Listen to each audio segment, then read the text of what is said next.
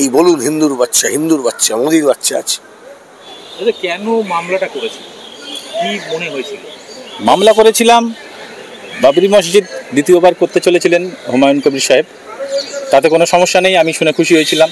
যখন একজন সাধু না সন্ত না ল্যাংটা বাবা, সে নিজেই জানে কোন রাজ্যের তাও জানি না, একটা নিউজ চ্যানেলে দেখালো যে সে 1 কোটি টাকা হুমায়ুন সাহেবের মাথার দাবি করেছে, এবং তারপর থেকে শ্রমিক ভট্টাচার্য এবং দিলীপ ঘোষ এই ধরনের পলিটিক্যাল লিডার্সরা ওই ধরনের উত্তেজনাকর কথা শুরু করেছে, এবং দুটো পক্ষ ভাগাভাগি হচ্ছে।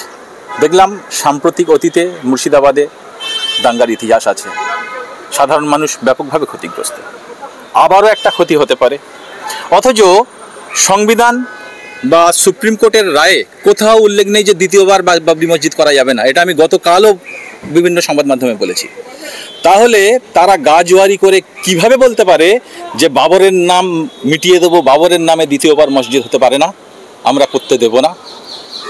তারা করতে না দিলে কি হবে না? যদি আদালত রায় দেয় 100% হবে। তো আমরা আদালতের দ্বারস্থ হয়েছিলাম শুধু এই কারণে, যাতে জনগণের ক্ষতি না হয়, যাতে সাম্প্রদায়িকতাকে কাজে লাগিয়ে রাজনীতি না করা হয়, এবং প্রত্যাশিতভাবে পরম করুণাময় আল্লাহ পাকের ইচ্ছায় সেই বাবরি মসজিদ হতে চলেছে আদালতের রায়ে। এবং এক্ষেত্রে তিনটে মেন পয়েন্ট রয়েছে, যে রাজ্যকে আইন শৃঙ্খলার দায়িত্ব নিতে হবে। বিগত দিনে ওখানে 19 কোম্পানি সিআইপিএফ রয়েছে, কেন্দ্র সরকারকে দায়িত্ব নিতে হবে তারা যেন অ্যাক্টিভ থাকে, এবং হুমায়ুন কবির সাহেবকে দায়িত্ব নিতে হবে কোনো ধরনের অশান্তি যাতে না হয়। আজকে যদি এই মামলা না হতো, আগামীকালের অনুষ্ঠানে কি ঘটতো তার কোনো ঠিক ঠিকানা নেই। এত নিশ্চিতভাবে এত শান্তির সাথে আগামীকালের অনুষ্ঠানটা কি উনি করতে পারতেন? এটা আমাদের গর্ব নয়? দ্বিতীয়বার বাবরি মসজিদ হচ্ছে বাংলার মাটিতে আদালতের রায়, এর থেকে খুশির খবর আর কিছু হতে পারে না। আর সাম্প্রদায়িক সম্প্রীতি অক্ষুণ্ণ থাকবে, যেহেতু আদালতের রায় দিয়েছে। এখানে কোনো আরএসএস, কোনো নেতা, কোনো কেউ কিছু করতে পারবে না, কারণ আদালত অবমাননার দায় পড়বে। এখানে শ্রমিক ভট্টাচার্য বলতে পারবে না আমরা বাবরি মসজিদ মিটিয়ে দিয়ে এসছি, ভাঙিয়ে আমরা, গড়ি আমরা। আরে উনি কি ভাঙবেন, উনি কি করবেন? উনি বড়জোর পরকিয়া করে দুটো সংসার ভাঙবেন, বিগত ইতিহাস ওনার তেমনই রয়েছে। এর থেকে ভালো কিছু ভাঙে উনি পারবেন না, আর গড়তে তো উনি কিছুই পারেননি। আর শিক্ষা প্রতিমন্ত্রী হয়ে সুকান্ত মজুমদার, সেও বলছে তেল লাগাও ডাবর কা নাম মিটা দো বাবার কা। আরে আপনি ডাবরের তেল লাগাবেন কি জাপানি তেল লাগাবেন সেটা নিঃসন্দেহে আপনার ব্যক্তিগত ব্যাপার, কিন্তু এরকম সাম্প্রদায়িক সুরসুরি দেবেন না।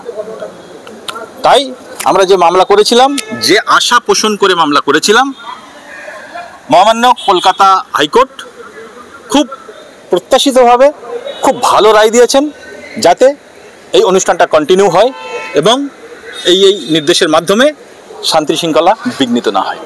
একটা প্রশ্ন, যদি কোনো অপ্রীতিকর ঘটনা ঘটে, কারণ মালদা মুর্শিদাবাদ খুব সেন্সিটিভ জায়গা, নিশ্চয়ই শামসেরগঞ্জ, ধুলিয়ান, বেলডাঙ্গা এর আগে অলরেডি দাঙ্গা হয়ে গেছে, নিশ্চয়ই ওরকম যদি কিছু হয় সেক্ষেত্রে কি আদালত কোনো ব্যবস্থা নিতে পারবে? নিশ্চয়ই আদালত অবমাননার দায়িত্ব প্রথমে বর্তাবে, তারপরে আদালতের নির্দেশ আদালত দেবে।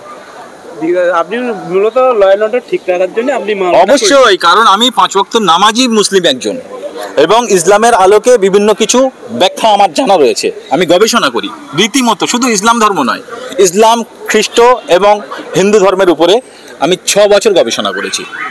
কিন্তু তার থেকে আমি একটা জিনিস দেখেছি, যে ঈশ্বর একং সৎ বিপ্রা বহুধা বদন্তি, আল্লাহু নূরুস সামাওয়াতি ওয়াল আরদ, সমস্ত কিছুর মালিক সেই একই। তাহলে তাকে কেন্দ্র করে, আল্লাহর ঘরকে কেন্দ্র করে কেন বিতর্ক হবে এবং কেন দাঙ্গা হওয়ার সম্ভাবনা থাকবে? তাই শান্তিপূর্ণভাবে যাতে এটা হয় তার ব্যবস্থা নিতে আমরা হাইকোর্টে করেছিলাম, এবং হাইকোর্ট থেকে প্রত্যাশিত রায়। এর আগে শুভেন্দু অধিকারী বলেছিল বিধানসভা থেকে মুসলিমদের বার করে দেবো, তখন আপনি মামলা করেননি কেন? তখন আমার আর্থিক সংকুলন ওইভাবে ছিল না, আমার মনে আঘাত লেগেছে। এবং বর্তমানে যে শ্রমিক ভট্টাচার্য এই কথা বলেছে যে বাবরি আমরা মিটিয়ে দিয়েছি, নতুন করে বাবরি হতে দেব না, এটাও আমার মনে লেগেছে। তখনই আমি ভাবলাম যে এরা তো লেলিয়ে দেবে একটা সম্প্রদায়কে, অন্ধভক্ত যে সম্প্রদায় রয়েছে যারা ধর্মগ্রন্থ পড়েনি, অথচ বংশ পরম্পরায় যে সিলসিলা চলে আসছে, রেওয়াজ চলে আসছে তাতে বিশ্বাসী, এবং সে বিশ্বাস ভেঙে এখন নতুন করে পলিটিক্যাল লিডার যারা অন্ধভক্ত তাদের কথাই বিশ্বাসী। এরপরে এরকম অপ্রীতিকর ঘটনা ঘটলে আপনার কি পাওয়া যাবে? আমি তো সব সময় মানুষের পাশে থাকার জন্য বদ্ধপরিকর। বিগত দিনে মানুষের পাশে থাকার কারণে বহু ধরনের মূল্য আমাকে চোকাতে হয়েছে, তারপরেও আমার বিবেক এবং আমি আমার বিবেকের টানে আবার সেই বিপদের সম্মুখীন হতে চাই মানুষকে সুরক্ষিত রাখার জন্য। মসজিদ করা নিয়ে রীতিমতো জেদ ধরেছেন হুমায়ুন কবির, এবং তার বিরুদ্ধে আপনার পাশে যিনি রয়েছেন আব্দুল সালাম, উনি একটা মামলা করেছিলেন। এই মামলার আজকে জাজমেন্ট হয়েছে। কি অ্যাকচুয়ালি কি কারণে মামলাটা করা হয়েছিল, কি উদ্দেশ্য নিয়ে, কি আশা নিয়ে, আর জাজমেন্টটা এরকম হলো, এই পুরো বিষয়টা যদি একটু বলেন। দেখুন, প্রথমত ডক্টর আব্দুল সালাম তিনি মামলাটি করেছিলেন খুব স্পষ্ট কথার ভিত্তিতে। এক, আমাদের পশ্চিমবঙ্গ, এখানে দীর্ঘ সময়ের একটা ইতিহাস আছে, সাংস্কৃতিক ইতিহাস, যেখানে সহনশীলভাবে সব ধর্মের মানুষ বসবাস করেন, এবং বহু ক্ষেত্রেই বহুবার বহু মানুষ বিভাজনের রাজনীতির চেষ্টা করলেও বাংলার মানুষকে ধর্মের ভিত্তিতে বিভাজিত করা যায়নি, গরিব মানুষকে ভাঙা যায়নি। কিন্তু আমরা দেখেছি যে পশ্চিমবঙ্গে গত কয়েক বছরে পরিস্থিতি বদলেছে।